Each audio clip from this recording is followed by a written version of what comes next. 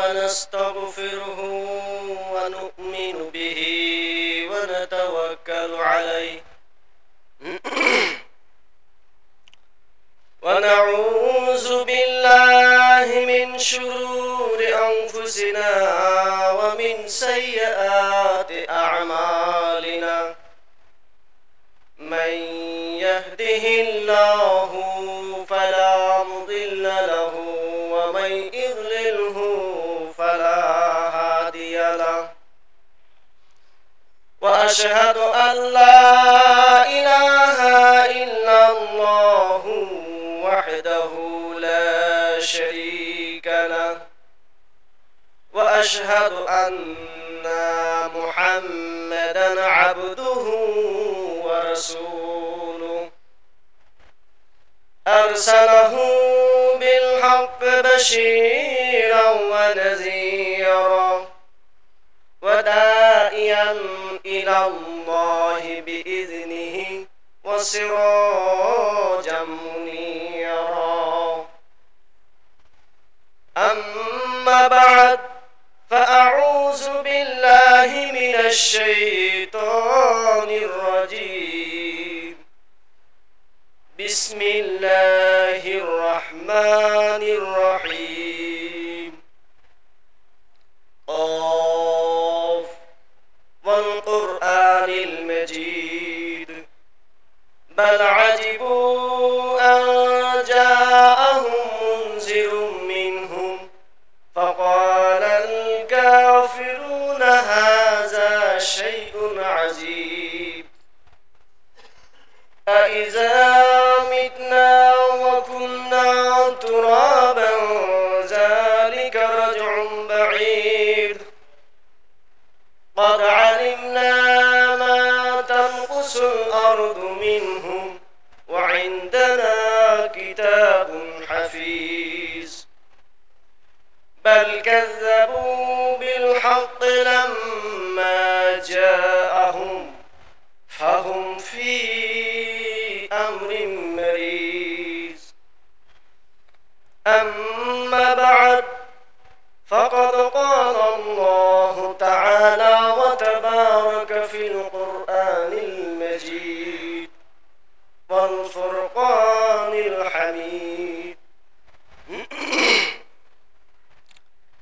أعوذ بالله من الشيطان الرجيم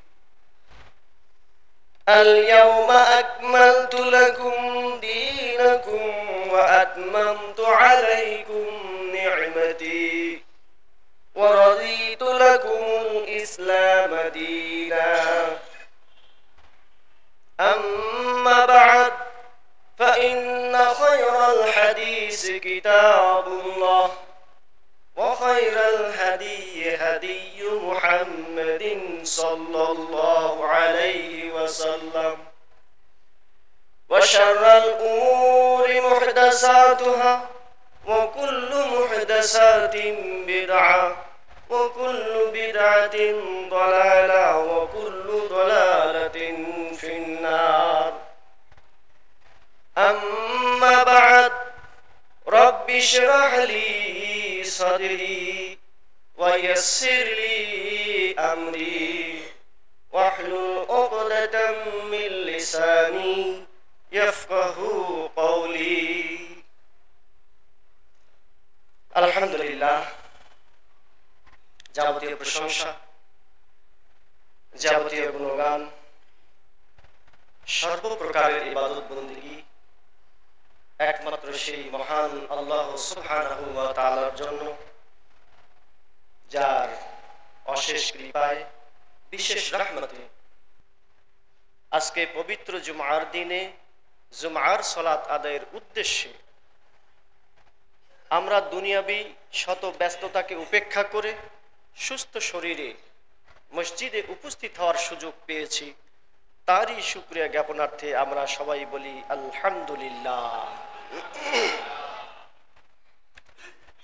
অতঃপর তার রাসূল আমাদের প্রিয় নবী মুহাম্মদুর রাসূলুল্লাহ সাল্লাল্লাহু আলাইহি ওয়াসাল্লামের প্রতি তার সাহাবা-এ কেরাম, তাবেঈন আযম, আজওয়াজে মুতাহহিরাত এবং তার অনুসারী সকল জীবিত এবং মৃত মুমিন এবং মুমিনা বৃন্দের প্রতি আল্লাহ তাআলার শান্তি ধারা, করুণা, রহমত এবং বরকত অবিরাম বর্ষিত হোক। সবাই বলুন আল্লাহুম্মা আমিন। ব্রাদার ইসলাম, আজকের খুতবা প্রসঙ্গে আমি পবিত্র কোরআন মজিদের সূরা মাঈদার ৩ নম্বর আয়াতের অংশ বিশেষ আপনাদের সম্মুখে উপস্থাপন করেছি।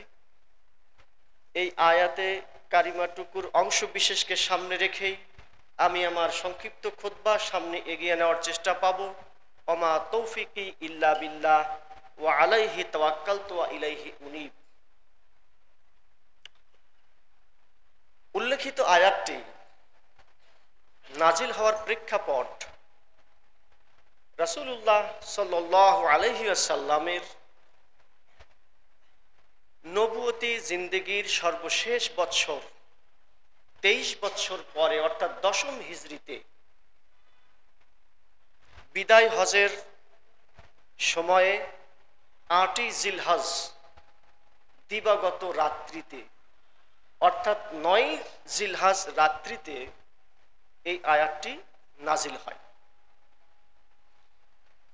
তো আয়াতটি নাজিল হলে রাসূলুল্লাহ সাল্লাল্লাহু আলাইহি ওয়াসাল্লাম তিনি বুঝতে পারেন যে তার নবুয়তি জিন্দেগির সমাপ্তি হতে যাচ্ছে, অর্থাৎ তিনি যে মিশন নিয়ে দুনিয়াতে এসেছিলেন, আল্লাহ রাব্বুল আলামিন তাকে যে দায়িত্ব দিয়ে পাঠিয়েছিলেন সেই দায়িত্ব শেষ পর্যায়ে। পরের দিন 9 জিলহজ আরাফার মাঠে রাসূলুল্লাহ সাল্লাল্লাহু আলাইহি ওয়াসাল্লাম তিনি ভাষণ দিলেন। এটাকেই বলা হয় যে শেষ বিদায়ী ভাষণ। তো সেখানে রাসূল সাল্লাল্লাহু আলাইহি ওয়াসাল্লাম সবগুলো গুরুত্বপূর্ণ কথাই উল্লেখ করেছেন। তার মধ্যে সবগুলো উল্লেখ করা এখন সময়ের সংক্ষেপ, এজন্য বলি যে তিনি বললেন, তারাকতু ফিকুম আমরাইন, যে আমি দুটো জিনিস তোমাদের মধ্যে রেখে গেলাম, লান তাজিল্লু মা তামাসসাকতুম বিহিমা, যদি তোমরা এটাকে দাঁত দ্বারা আঁকড়িয়ে ধরতে পারো, লান তাজিল্লু, তাহলে তোমরা পথভ্রষ্ট হবে না। আর সে দুটো কি? কিতাবাল্লাহ ওয়া সুন্নাতা রাসূলিহি, যে আল্লাহ তাআলার কালাম পবিত্র কোরআন মজিদ এবং রাসূল সাল্লাল্লাহু আলাইহি ওয়াসাল্লামের সুন্নাত। এবং সবশেষে তিনি বলেন যে হে লোক সকল, সেখানে উপস্থিত লক্ষাধিক সাহাবা, তাদেরকে উদ্দেশ্য করে তিনি বললেন যে আমি কি আমার দায়িত্ব তোমাদের কাছে পৌঁছে দিতে পেরেছি? আমি কি আমার উপরে যে দায়িত্ব দেওয়া হয়েছিল সেই দায়িত্ব যথাযথভাবে আমি কি পালন করতে পেরেছি? তো তখন সমস্যারে সমস্ত সাহাবারা বলেছিলেন, হ্যাঁ, আপনি দায়িত্ব পালন করতে পেরেছেন। রাসূল সাল্লাল্লাহু আলাইহি ওয়াসাল্লাম বললেন, আল্লাহ আপনি সাক্ষী থাকেন, এই যে আমার সাহাবারা তারা আজকে সাক্ষ্য দিচ্ছে আমি আমার দায়িত্ব যথাযথভাবে পালন করতে পেরেছি। এবং তার 3 মাস পরে রাসূল সাল্লাল্লাহু আলাইহি ওয়াসাল্লাম ইন্তেকাল করেন। এই আয়াতটিকে সামনে নিয়ে আসার কারণ হলো যে দিন ইসলাম আমাদের পরিপূর্ণ হয়ে গেছে, আল্লাহ রাব্বুল আলামিন পরিপূর্ণ ইসলাম আমাদের কাছে পাঠিয়েছেন। এর ভিতরে অতিরিক্ত কোনো কিছু সংযোজন করার সুযোগ নেই, বিয়োজন করার সুযোগ নেই। যদি তা করা হয় তাহলে পথভ্রষ্ট হয়ে যেতে হবে। আমাদেরকে বুঝতে হবে যে আল্লাহ রাব্বুল আলামিন এখানে কি বললেন। আল্লাহ তাআলা বললেন, আল ইয়াউমা আকমালতু লাকুম, আজকে তোমাদের জন্য পরিপূর্ণ করে দিলাম দীনাকুম, তোমাদের দ্বীনকে। এর দ্বারা বোঝা যায় দ্বীনের ভিতরে সংযোজন বিয়োজন চলবে না। ওয়া আতমামতু আলাইকুম নি'মাতি, আমার নিয়ামত রাজি পরিপূর্ণ করে দিলাম। ওয়া রাদিতু লাকুমুল ইসলামা দীনা, আর ইসলামকে দ্বীন হিসাবে আমি গ্রহণ করলাম। এর দ্বারা বোঝা যায় যে দুনিয়াতে ইসলাম ছাড়া যত ধর্ম আছে, যত দ্বীন আছে, এ সবগুলো বাতিল। এমনকি জলিলুল কদর একজন নবী হযরত মূসা আলাইহিস সালাম যদিও আজকে দুনিয়াতে আল্লাহ রাব্বুল আলামিন কবর থেকে তাকে জীবিত করে পাঠিয়ে দেন, তারপরেও তিনি মুহাম্মদ সাল্লাল্লাহু আলাইহি সাল্লামের এই শরীয়তের অনুসরণ ছাড়া জান্নাতে যেতে পারবেন না। দ্বীন কি? আমরা জানি দ্বীন শব্দের অর্থ আমরা করে থাকি, দ্বীন হলো ধর্ম, দ্বীন হলো একটা জীবন ব্যবস্থা, জীবন বিধান। তো এটা আমরা পারিভাষিক অর্থে নিতে পারি যে দ্বীন হলো ধর্ম বা জীবন ব্যবস্থা, কিন্তু এর শাব্দিক অর্থ কি?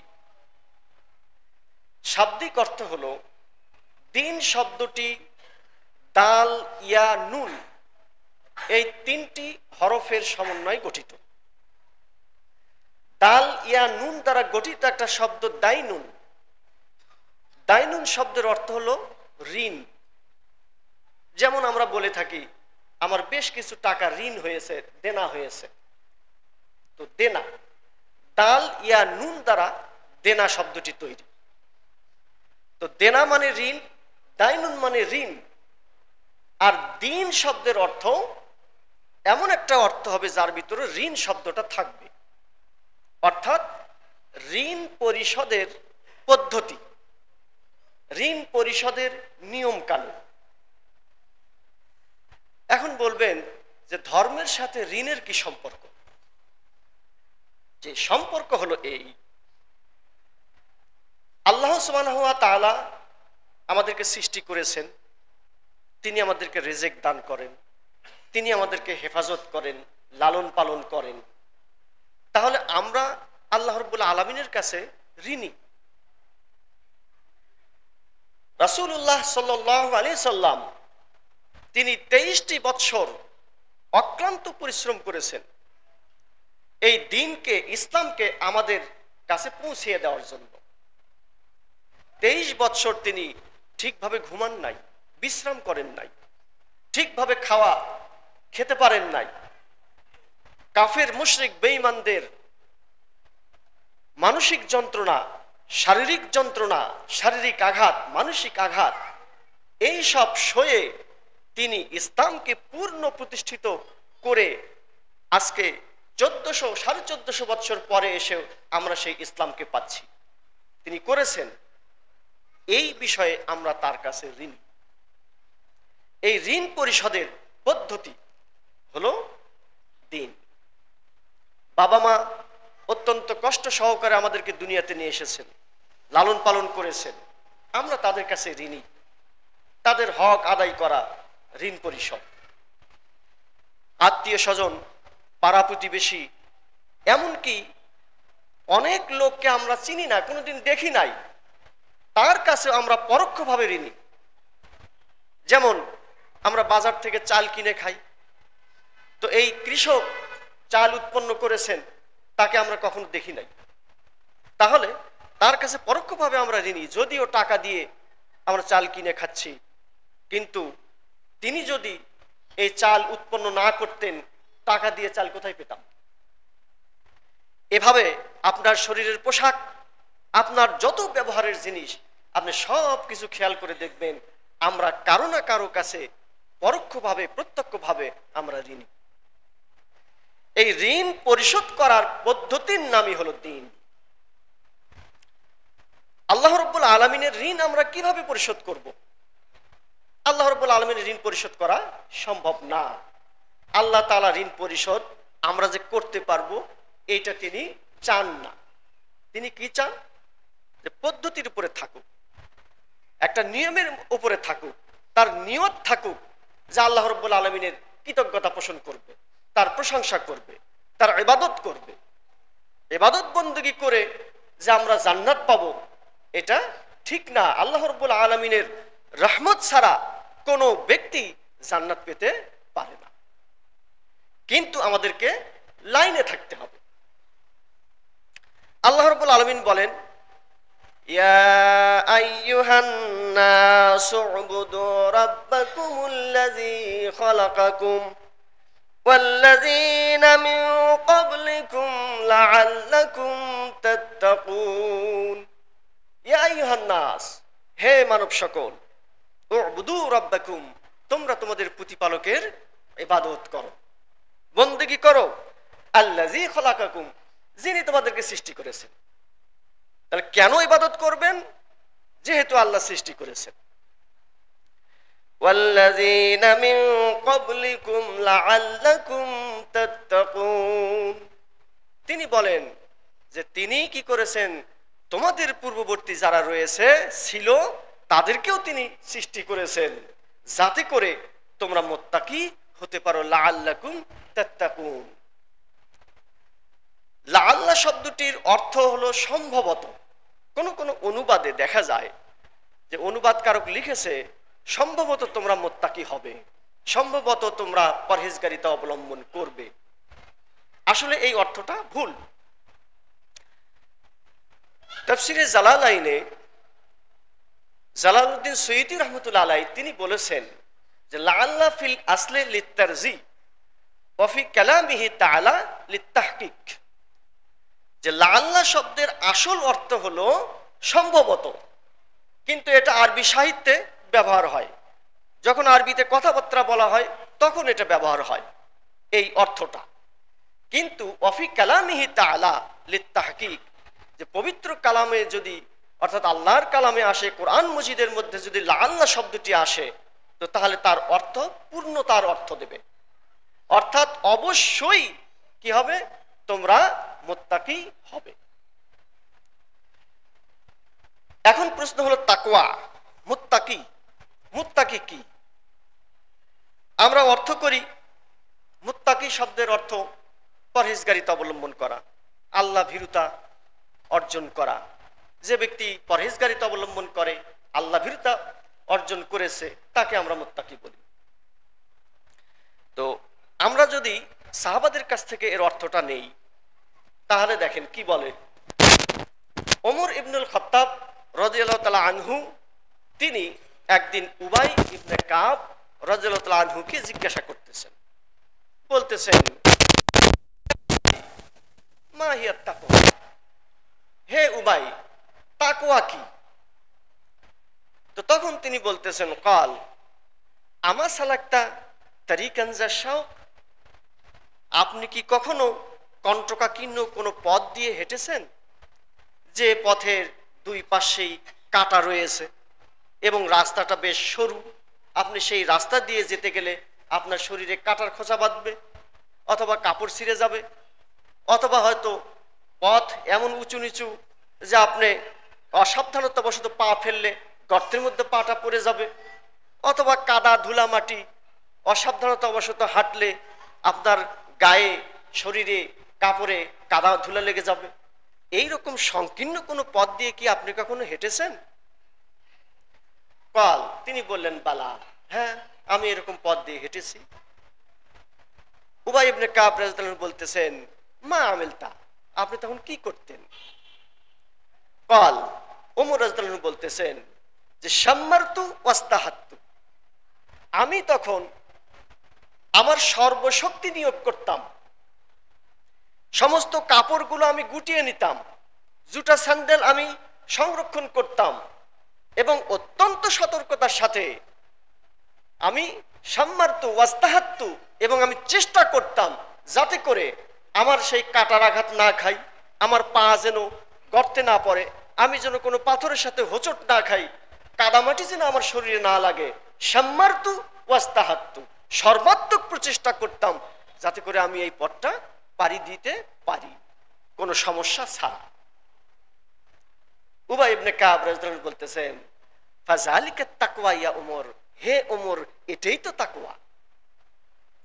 অর্থাৎ আমরা দুনিয়াতে বসবাস করতেছি, দুনিয়া থেকে মৃত্যুবরণের মাধ্যমে আমরা আল্লাহ তাআলার কাছে পৌঁছবো এবং আমাদের শেষ ঠিকানা হওয়ার কথা জান্নাত। তো দুনিয়া থেকে জান্নাতে যাওয়ার যে পথ, এই পথটা অত্যন্ত সরু, অত্যন্ত কণ্টকাকীর্ণ, অত্যন্ত বন্ধুর একটি পথ। বিভিন্ন প্রকারের পাপ পঙ্কিলতায় এই পথটা দুই ধার দিয়ে খুব চাপিয়ে রেখেছে। আল্লাহ রাব্বুল আলামিন বলেন, যুয়্যিনা লিন-নাসি হুব্বুশ শাহওয়াতি মিনান নিসাই ওয়াল বানিন, মানুষকে আকর্ষিত করা হয়েছে। যুয়্যিনা লিন-নাস হুব্বুশ শাহওয়াত মিনান নিসা, মহিলাদেরকে, যুবতীদের মানে তার কাছে আকর্ষণীয় করে তোলা হয়েছে, তার সন্তানকে তার আকর্ষণীয় করে তোলা হয়েছে, দরদের করে তোলা হয়েছে। ওয়াল কানাতিরিল মুকান্তারাতি মিনাজ যাহাবি ওয়াল ফিজ্জাত, আর স্বর্ণ রূপা এগুলো পুঞ্জীভূত করার মন মানসিকতা তাদের তৈরি করে দেওয়া হয়েছে, যাতে স্বর্ণ যত বেশি হবে তত আরো স্বর্ণের মানে পরিমাণ বেশি করার চেষ্টা সে করতে থাকে, রূপা বেশি করে জমাইতে থাকে। ওয়াল খাইলিল মুসাওয়ামাত, এবং চিহ্নিত উট, বাহন অর্থাৎ গাড়ি, তাহলে বাড়ি, গাড়ি, নারী ইত্যাদির প্রতি মানুষকে আকর্ষিত করা হয়েছে। ওয়াল আনআম ওয়াল হার্স, পশু পাখি এবং ফল ফসল, এইগুলো দ্বারা মানুষকে বিমোহিত করা হয়েছে। তো এই কঠিন একটি পথ, সরু পথ পাড়ি দিয়ে জান্নাতে যেতে হবে। যে ব্যক্তি এইগুলো থেকে নিজেকে বিরত রাখতে চায়, বিরত রাখে, এই ব্যক্তি হলো মুত্তাকি। আমার দরকার 100 টাকা, আমি ইনকাম করি 1000 টাকা, এটা আল্লাহ রাব্বুল আলামিন চান না। আল্লাহ রাব্বুল আলামিনের কাছে আমরা ঋণী। আল্লাহ তাআলা বলেন, আল্লাযী জাআলা লাকুমুল আরদা ফিরাশাও ওয়াস সামাআ বিনাআ, আল্লাহ রাব্বুল আলামিন তিনি আসমানকে ছাদ করেছেন, জমিনকে সমতল করে দিয়েছেন, বিছানার মতো করে দিয়েছেন, এবং তিনি ওয়াস সামাএ মাআন, তিনি কি করেন, ওয়া আনজালা মিনাস সামাএ মাআন, আসমান থেকে বৃষ্টি বর্ষণ করান, আর সেই বৃষ্টির ফলে জমিন কি হয়, তরুতাজা হয়, ফল ফসলে সুশোভিত হয়ে যায়। মিনাস সামারাতি রিজকান, এবং এখান থেকে রুজি রিজেক দেন, তিনি তৈরি করেন। এজন্যই আল্লাহ রাব্বুল আলামিনের ইবাদত করতে হবে, আল্লাহ তাআলার ঋণ পরিশোধের লাইনে থাকতে হবে, চেষ্টায় থাকতে হবে। আল্লাহ রাব্বুল আলামিন বলেন, ফালা তাজআলু লিল্লাহি আনদাদা ওয়া আনতুম তা'লামুন, আর তোমরা জেনে শুনে আল্লাহ তাআলার সমকক্ষ কাউকে বানিও না। আল্লাহ তাআলার সমকক্ষ কাউকে বানানো মানে শিরিক করা, আল্লাহ তাআলার সাথে অন্য কাউকে অংশীদার করা। সালাতের মধ্যে দোয়া পড়লেন, ইয়্যাকা না'বুদু ওয়া ইয়্যাকা নাস্তাঈন, আল্লাহ একমাত্র আপনার কাছে আমি সাহায্য চাই এবং আপনারই ইবাদত করি। এই কথা বলে পীর সাহেবের মাজারে গেলেন, মৃত পীরের মাজারে যে সেজদা দিয়ে বলতেছে, বাবা আমার সন্তান হয় না, একটা সন্তান দান করেন। নাউযুবিল্লাহ। এটাই হলো শিরক, আল্লাহর সাথে অন্য কাউকে সমকক্ষ করা। সন্তান দেওয়ার মালিককে আল্লাহ রাব্বুল আলামিন। আপনি চান কার কাছে? একজন মৃত পীরের কাছে। তো এটাই হলো শিরক। এভাবে আল্লাহ ছাড়া অন্য কারো ইবাদত করা, অন্য কারো কাছে কোনো কিছু চাওয়াটাই হলো শিরক। আল্লাহ রাব্বুল আলামিন বলেন, ইন্নাল্লাহা লা ইয়াগফিরু আন ইউশরাকা বিহি ওয়া ইয়াগফিরু মা দুনা যালিক, নিশ্চয় আল্লাহ রাব্বুল আলামিন এই শিরকের গুনাহ ছাড়া আর বাদ বাকি যে গুনাহগুলো রয়েছে মাইয়াশা, ইচ্ছা করলে আল্লাহ ক্ষমা করে দিতে পারেন। অর্থাৎ কোনো ব্যক্তি যদি গুনাহ করে মৃত্যুবরণ করে তাহলে তার সমস্ত গুনাহ আল্লাহ ইচ্ছা করলে ক্ষমা করতে পারেন, কিন্তু শিরিকের গুনাহ নিয়ে যদি মৃত্যুবরণ করে আল্লাহ তাআলা সেই গুনাহ ক্ষমা করবেন না। এই ক্ষমাটা দুনিয়াতেই চাইতে হবে। এজন্য শিরিক থেকে আমাদেরকে সাবধান থাকতে হবে। আল্লাহ রাব্বুল আলামিন সেই তৌফিক আমাদেরকে দান করুন, আল্লাহুম্মা আমিন। সম্মানিত উপস্থিতি, আমরা রাসূল সাল্লাল্লাহু আলাইহি ওয়াসাল্লামের ঋণ কিভাবে পরিশোধ করব? আল্লাহ রাব্বুল আলামিন আমাদেরকে শিক্ষা দিয়েছেন, ইন্নাল্লাহা ওয়া মালাইকাতাহু ইউসাল্লুনা আলান নবী ইয়া আইয়ুহাল্লাযীনা আমানু সাল্লু আলাইহি ওয়া সাল্লিমু তাসলিমা। ইন্নাল্লাহা ওয়া মালাইকাতাহু, নিশ্চয় আল্লাহ রাব্বুল আলামিন এবং তার ফেরেশতারা ইউসাল্লুনা আলান নবী, নবীর উপরে সালাত পেশ করেন। অর্থাৎ আল্লাহ রাব্বুল আলামিন তার অনুগ্রহ পেশ করেন, রহমত বরকত দান করেন, আর ফেরেশতারা রাসূল সাল্লাল্লাহু আলাইহি ওয়াসাল্লামের মাগফিরাত কামনা করেন, যে আল্লাহ রাসূল সাল্লাল্লাহু আলাইহি ওয়াসাল্লামকে আপনি ক্ষমা করে দেন। ইয়া আইয়ুহাল্লাযীনা আমানু, হে মুমিনগণ, সাল্লু আলাইহি ওয়া সাল্লিমু তাসলিমা, হে মুমিনগণ তোমরাও রাসূলের উপরে সালাত পেশ করো, সালাম পেশ করো। আল্লাহ রাব্বুল আলামিনের এই নির্দেশ সমাজে বহু রকম ভাবে সালাম দেওয়ার পদ্ধতি রয়েছে, ইয়া নবী সালাম আলাইকা ইত্যাদি ইত্যাদি রয়েছে বহু। আপনার দরুদের শেষ নাই, দরুদে শেফা, দরুদে নারী, দরুদে কি মাহাদি ইত্যাদি ইত্যাদি বহু রকমের দরুদ রয়েছে, যার কোনো হাদিসে ভিত্তি নেই, সম্পূর্ণ ভিত্তিহীন দরুদ সমাজে প্রচলিত রয়েছে। আল্লাহ রাব্বুল আলামিন রাসূল সাল্লাল্লাহু আলাইহি ওয়াসাল্লাম মারফত, তার সাহাবাদের মারফতে আমাদেরকে অনেক কিছু শিক্ষা দিয়েছেন। যেমন সাহাবারা রাসূল সাল্লাল্লাহু আলাইহি ওয়াসাল্লামকে জিজ্ঞাসা করলেন, বুখারীর 4797 নম্বর হাদিস, ইয়া রাসূলুল্লাহ, আমরা তো আপনাকে সালাম দেই, বলি আসসালামু আলাইকা বা আসসালামু আলাইকুম বলে আপনাকে সালাম দেই, কিন্তু আমরা কিভাবে সালাত পেশ করব, দরুদ কিভাবে পেশ করব? রাসূল সাল্লাল্লাহু আলাইহি ওয়াসাল্লাম বললেন, ক্বালু আল্লাহুম্মা সাল্লি আলা মুহাম্মাদিন ওয়া আলা আলি মুহাম্মাদ কামা সাল্লাইতা আলা ইব্রাহিম ওয়া আলা আলি ইব্রাহিম ইন্নাকা হামিদুম মাজিদ। আল্লাহুম্মা বারিক আলা মুহাম্মাদিন ওয়া আলা আলি মুহাম্মাদ কামা বারাকতা আলা ইব্রাহিম ওয়া আলা আলি ইব্রাহিম ইন্নাকা হামিদুম মাজিদ। রাসূল সাল্লাল্লাহু আলাইহি ওয়াসাল্লাম শিক্ষা দিলেন, বুখারীর হাদিস। আমরা রাসূল সাল্লাল্লাহু আলাইহি ওয়াসাল্লামের শিখে দেওয়া দরুদ না পেশ করে আমরা বিভিন্ন রকমের দরুদ সমাজে প্রচলিত দেখি। এই সমস্ত দরুদ লক্ষ কোটি বার সারা জীবন ধরে এই সমস্ত দরুদ পাঠ করলে এক বিন্দু বিসর্গ পরিমাণও উপকার সাধিত হবে না। কারণ আল্লাহ রাসূল সাল্লাল্লাহু আলাইহি ওয়াসাল্লাম, আল্লাহ রাব্বুল আলামিন পবিত্র কোরআন মজিদে বলেন, মা আতাকুমুর রাসূল ফাখুযুহু ওয়া মা নাহাকুম আনহু ফান্তাহু, যে তোমাদের রাসূল যা নিয়ে এসেছে, তোমাদের রাসূল যা শিক্ষা দিয়েছে ঠিক সেভাবেই এটাকে তোমরা গ্রহণ করো, ওয়া মা নাহাকুম আনহু ফান্তাহু, আর যা নিষেধ করেছে তা বর্জন করো। রাসূল সাল্লাল্লাহু আলাইহি ওয়াসাল্লামের দেখিয়ে দেওয়া পথে আমাদেরকে প্রত্যেকটি আমল করতে হবে। দরুদ পাঠের ফজিলত, যে মুসলিমের একটি হাদিস আসছে 384 নম্বর হাদিস, সেখানে রাসূল সাল্লাল্লাহু আলাইহি ওয়াসাল্লাম বলতেছেন যে মান সাল্লা আলাইয়া সালাতান, যে ব্যক্তি আমার উপরে সালাত পেশ করবে, দরুদ পেশ করবে, সাল্লাল্লাহু আলাইহি আশারা, আল্লাহ রাব্বুল আলামিন ওই ব্যক্তির উপরে 10 বার দরুদ পেশ করবেন।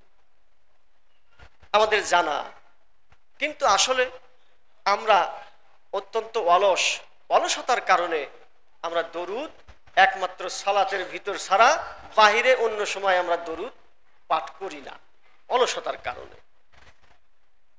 অবশ্যই বেশি বেশি করে দরুদ পাঠ করতে হবে, কারণ রাসূল সাল্লাল্লাহু আলাইহি ওয়াসাল্লাম বলেন যে কিয়ামতের দিনে ওই ব্যক্তি আমার সবচেয়ে নিকটবর্তী হবে যে ব্যক্তি সবচেয়ে বেশি দরুদ আমার উপরে পাঠিয়েছে। যে ব্যক্তি সবচেয়ে বেশি দরুদ পাঠ করেছে সেই ব্যক্তি রাসূল সাল্লাল্লাহু আলাইহি ওয়াসাল্লামের সবচেয়ে নিকটে থাকবে। বলুন সুবহানাল্লাহ, সুবহানাল্লাহ বিহামদিহি, সুবহানাল্লাহিল আযীম। আল্লাহ রাব্বুল আলামিন সূরা হাশরের এই কথাই বললেন যে মা আতাকুমুর রাসূল ফাখুযুহু ওয়া মা নাহাকুম আনহু ফান্তাহু। আল্লাহ রাব্বুল আলামিন আরো বলেন ইত্তাবিউ মা আনজালাল্লাহ, ইত্তাবিউ মা উনজিলা ইলাইকুম মির রাব্বিকুম, যে তোমরা সেটারই অনুসরণ করো যা তোমাদের প্রতিপালক তোমাদের প্রতি নাজিল করেছেন। ওয়ালা তাত্তাবিউ মিন দুনিহি আউলিয়া, আর তোমরা তার অনুসরণ বাদ দিয়ে অন্য কোনো ওলি আউলিয়ার অনুসরণ করো না, পীর সাহেবের অনুসরণ করো না, ইমাম সাহেবের অনুসরণ করো না, একমাত্র তারই অনুসরণ করো। কলিলাম মা তাযাক্কারুন, তোমরা অতি অল্প সংখ্যক লোকই উপদেশ গ্রহণ করে থাকো। আর এই অতি অল্প সংখ্যক লোকই আসলে গ্রহণ করে, তার প্রমাণ গোটা পৃথিবীতে আমরা দেখি। গোটা পৃথিবীতে দেখবেন মানুষ রয়েছে যা তার মধ্যে 60 থেকে 61% মানুষ তারা কিন্তু মুসলমান না, বিভিন্ন ধর্মের অনুসারী। আবার 15% প্রায় দেখবেন যে তারা কোনো ধর্ম মানে না, তারা হলো নাস্তিক অথবা সংশয়বাদী, এরা হলো 15%। দেখা যায় 23-24% মুসলমান বলে নিজেকে দাবি করে। এই যে 23-24% মুসলমান বলে নিজেকে দাবি করে, তার মধ্যে খুঁজলে দেখা যায় যে 1 থেকে 1.5% লোক সহি আকীদার অনুসারী, বাকি এই 22-22.5% লোক এরা হলো পথভ্রষ্ট। এজন্য আল্লাহ বলেন কলিলাম মা তাযাক্কারুন, অতি অল্প সংখ্যক লোকই উপদেশ গ্রহণ করে থাকে। দিনের ভিতরে কিছু বৃদ্ধি করলে, ইসলামের ভিতরে কিছু বৃদ্ধি করলে তা রাসূল সাল্লাল্লাহু আলাইহি ওয়াসাল্লামকে অপমান করা হয়, কারণ রাসূল সাল্লাল্লাহু আলাইহি ওয়াসাল্লাম ওইটুকু করে যেতে ব্যর্থ হয়েছেন, এজন্য সেইটুকু করা হয়। যেমন নাওয়াইতু, প্রত্যেকটি ইবাদতের পূর্বে, ওযুর পূর্বে নাওয়াইতু, সালাতের পূর্বে নাওয়াইতু, রোজার পূর্বে নাওয়াইতু, কে শিক্ষা দিল? এটা কি কোনো হাদিসের গ্রন্থে আছে? রাসূল সাল্লাল্লাহু আলাইহি ওয়াসাল্লাম কি এটা শিক্ষা দিয়েছেন? দেন নাই। যদিও তারা জানে যেটা হাদিসের কোনো গ্রন্থে নাই, এটা তৈরি করা, তারপরে বলে যে এটা আমাদের মাযহাবে রয়েছে, এই জন্য এটা আমরা ছাড়তে পারতেছি না। এই নাওয়াইতু বলে দুনিয়াতে যত প্রকার ইবাদত বندگی করা হয়েছে এর সমস্ত ইবাদত বندگی বাতিল, কারণ রাসূল সাল্লাল্লাহু আলাইহি ওয়াসাল্লামের পদ্ধতিতে এটা হচ্ছে না। আয়েশা রাদিয়াল্লাহু আনহা তিনি বলেন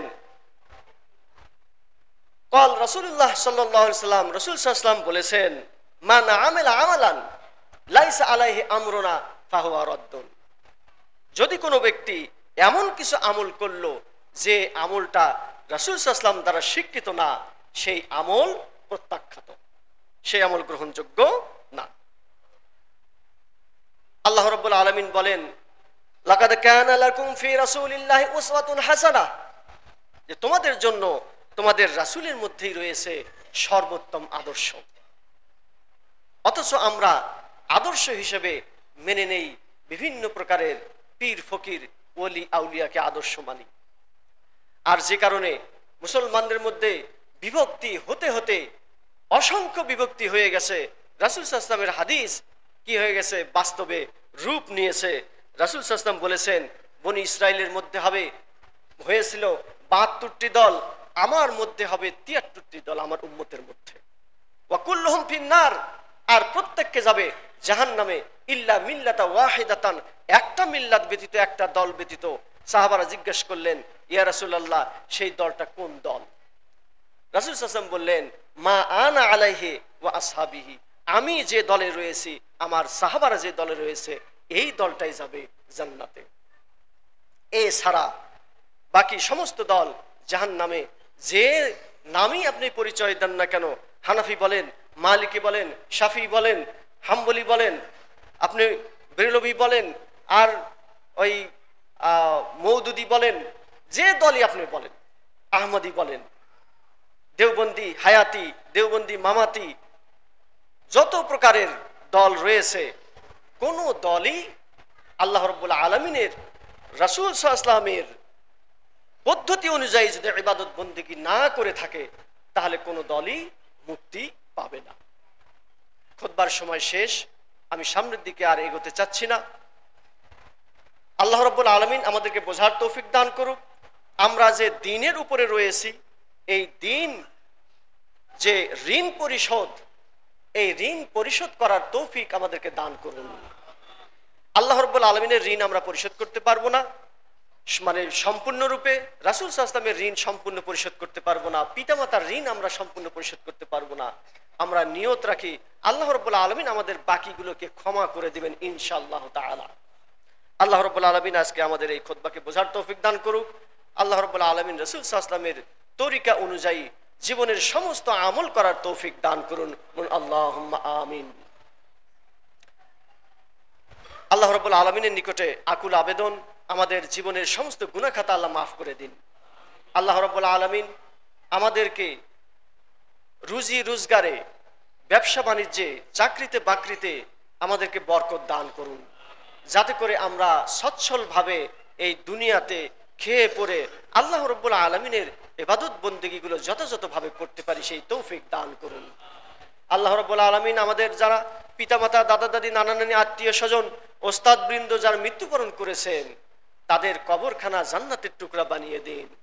আল্লাহ রাব্বুল আলামিন তাদেরকে শেষ বিচারে হিসাবের পরিবর্তে ক্ষমা করে দিয়ে জান্নাতুল ফিরদাউস নসিব করিয়েন। আল্লাহ রাব্বুল আলামিন আমরা যারা দুনিয়াতে বেঁচে আছি, আমাদের মৃত্যুকে সহজ করে দেন। আল্লাহ রাব্বুল আলামিন আমাদের কবরের সওয়াল জবাবকে সহজ করে দেন। আল্লাহ রাব্বুল আলামিন আমাদেরকে হিসাবের সময় হিসাবটা যেন অত্যন্ত সহজ করে দিয়ে আমাদেরকে ক্ষমা করে দিয়ে জান্নাতুল ফিরদাউস নসিব করেন। আল্লাহুম্মা হাসিবনি হিসাবান ইয়াসীরা, আল্লাহুম্মা হাসিবনি হিসাবান ইয়াসীরা, আল্লাহুম্মা হাসিবনি হিসাবান ইয়াসীরা। এতটুকু আশা, বাসনা এবং কামনা রেখে আমি আমার আজকের সংক্ষিপ্ত খুতবা এখানেই শেষ করছি। সুবহানাকা আল্লাহুম্মা বিহামদিকা আশহাদু আল্লা ইলাহা ইল্লা আনতা আস্তাগফিরুকা ওয়া আতুবু ইলাইক।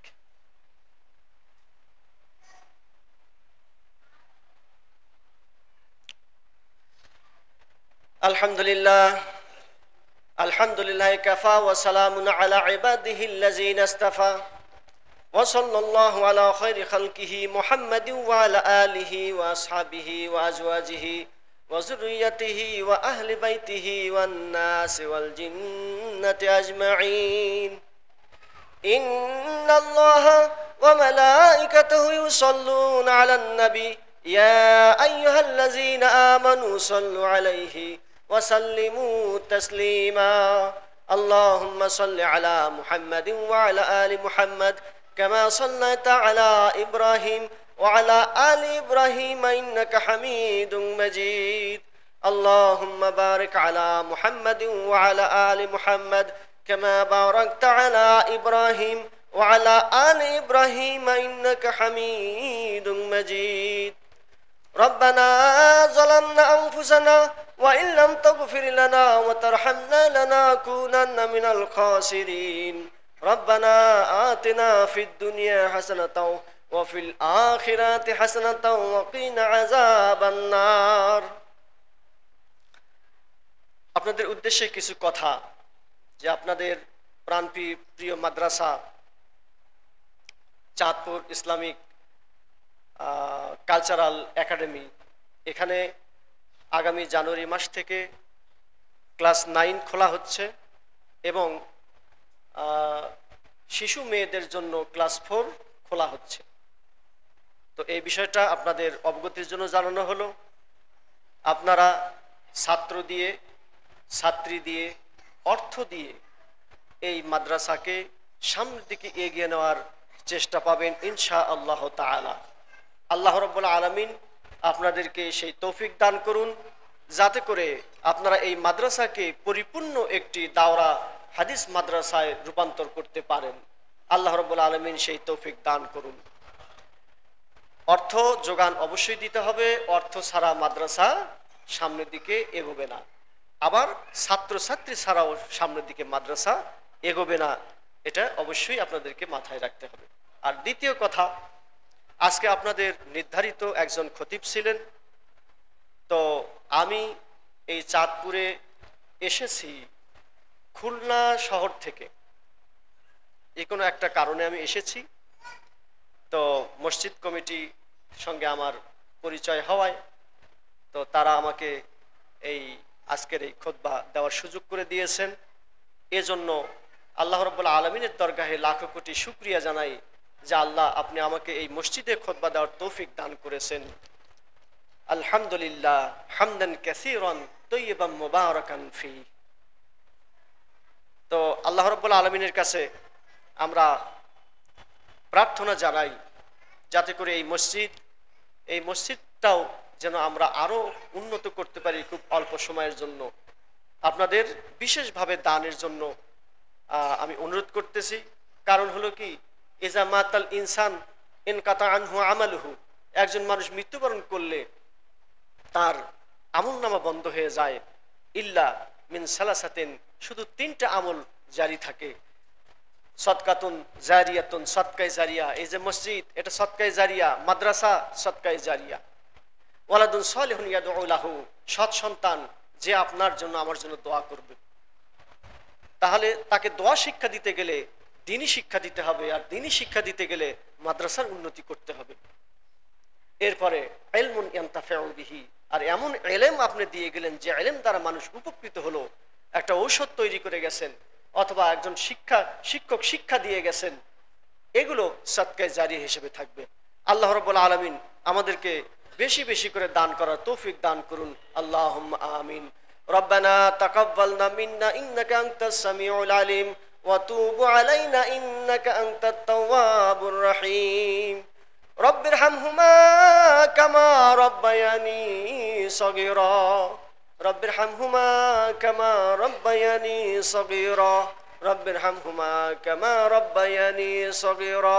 ইন্নাল্লাহা ইয়া'মুরুকুম বিল আদলি ওয়াল ইহসান ওয়া ইতা'i যিল কুরবা ওয়া ইয়ানহা আনিল ফাহশাই ওয়াল মুনকারি ওয়াল বাগই ইয়া'iযুকুম লা'আল্লাকুম তাযাক্কারুন ওয়াজকুরুল্লাহা ইয়াযকুরুকুম ওয়াদ'উ আস্তাজিব লাকুম ওয়া লা যিকরিল্লাহি তাআলা আওলা ওয়া যাল্লা ওয়া তাম্মু আকবার।